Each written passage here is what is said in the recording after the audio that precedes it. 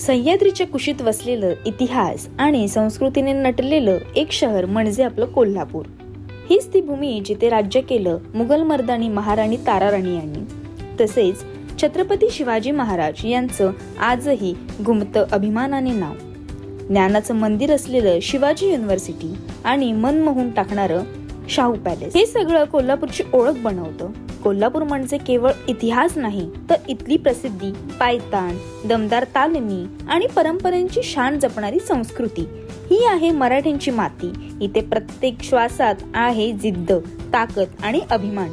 कोल्हापूर फक्त एक शहर नाही तर एक आहे जिवंत इतिहास. कोल्हापूर जिल्ह्यातील एक असं व्यक्तिमत्व ज्यांनी झोपडपट्टीतून साऊ फाउंडेशन पर्यंतचा प्रेरणादायी प्रवास घडवला. त्यांच्या या प्रवासातून आजच्या तरुण पिढीला स्वतःच्या परिस्थितीवर मात करून जिद्दीने आणि उत्साहाने काम करण्याची ऊर्जा मिळते.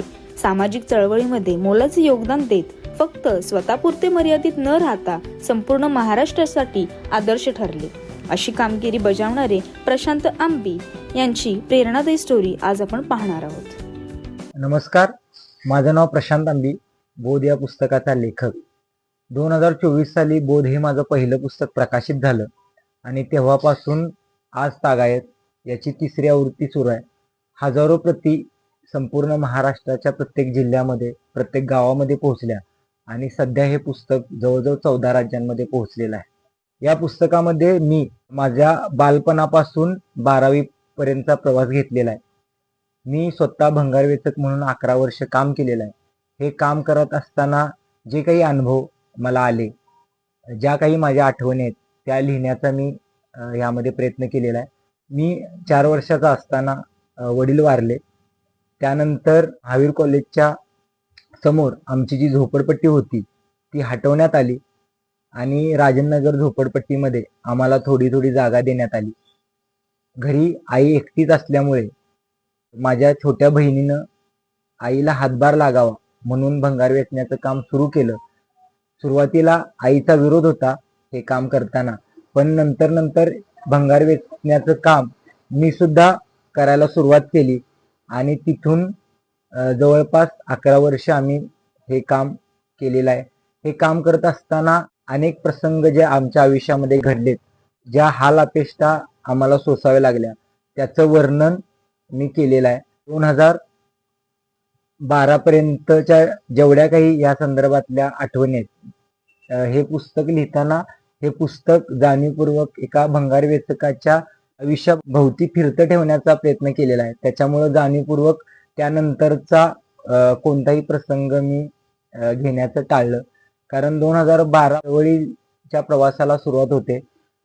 2012 साली मी कॉम्रेड गिरीश फोंडे यांच्या माध्यमातून चळवळीत आलो. चळवळीत आल्यानंतर कॉम्रेड गोविंद पानसरे असतील, कॉम्रेड नामदेव गावडे असतील, अशा अनेक नेत्यांबरोबर मी सातत्यानं आतापर्यंत काम करीत आहे. पानसरेंच्या बरोबर सुद्धा ऍक्टिव्हली 4 वर्ष काम मी केलेलं आहे. शैक्षणिक पुस्तके सोडून अवांतर वाचनातील पुस्तकांशी संबंध माझा 2012 साली आला. कारण 2012 साली ज्यावेळेला मी चळवळीत आलो त्यावेळेला चळवळींचे जे कार्यक्रम व्हायचे त्या कार्यक्रमाच्या बाहेर स्टॉल लावण्याची जबाबदारी माझ्यावर असायची आणि बऱ्याच मोठमोठ्या लोकांची व्याख्यानं सुरू असल्यामुळे चांगली विक्री सुद्धा पुस्तकांच्या स्टॉलवर व्हायची. ती पुस्तके वारंवार बघून मला सुद्धा असं वाटायचं की अरे आपलं पण एखादं पुस्तक पाहिजे, पण नेमकं कोणत्या विषयापासून सुरुवात करायची हे फिक्स नसल्यामुळे ते काही व्हायचं नाही. आणि मी बोधमध्ये माझ्या मनोगतामध्ये सांगितलेला जो सफाई कर्मचाऱ्याचा प्रसंग आहे, तो प्रसंग अनुभवल्यानंतर ह्याच विषयापासून आपण लिखाणाला सुरुवात करायची या हेतूने मी बोध हे पहिलं पुस्तक लिहायला घेतलं.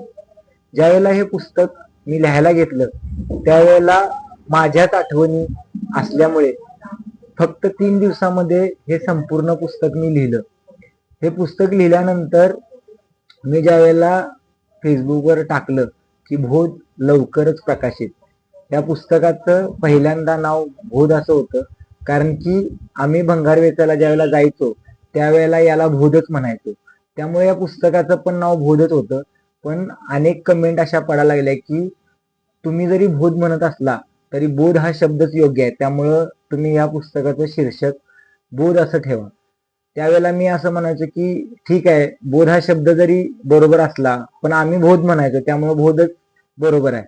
पण बऱ्याच लोकांनी हे सुचवल्यामुळे या पुस्तकाचं नाव बोध ठेवण्यात आलं. त्याच्यानंतर बऱ्याच लोकांनी या पुस्तकाची मागणी केली.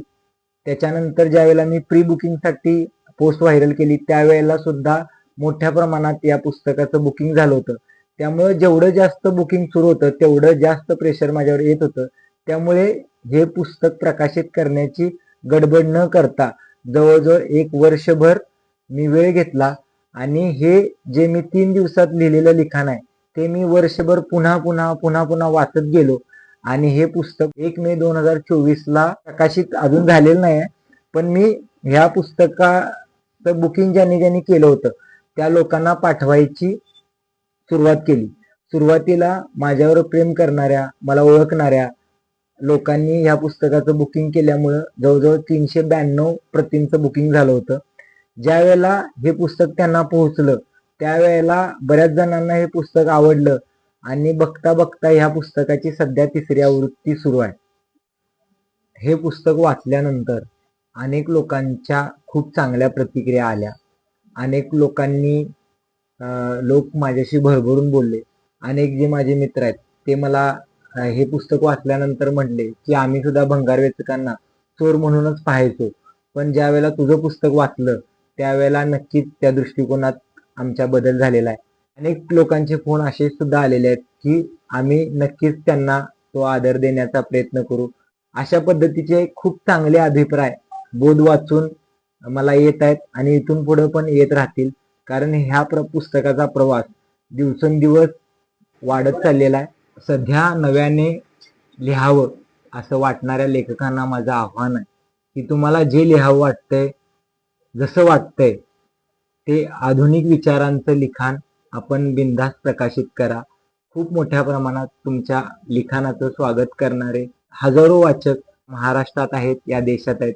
त्यामुळं आपल्याला जे वाटतंय ते तुम्ही लिहावं ह्या सदिच्छा मी आपणा सर्वांना देतो. धन्यवाद.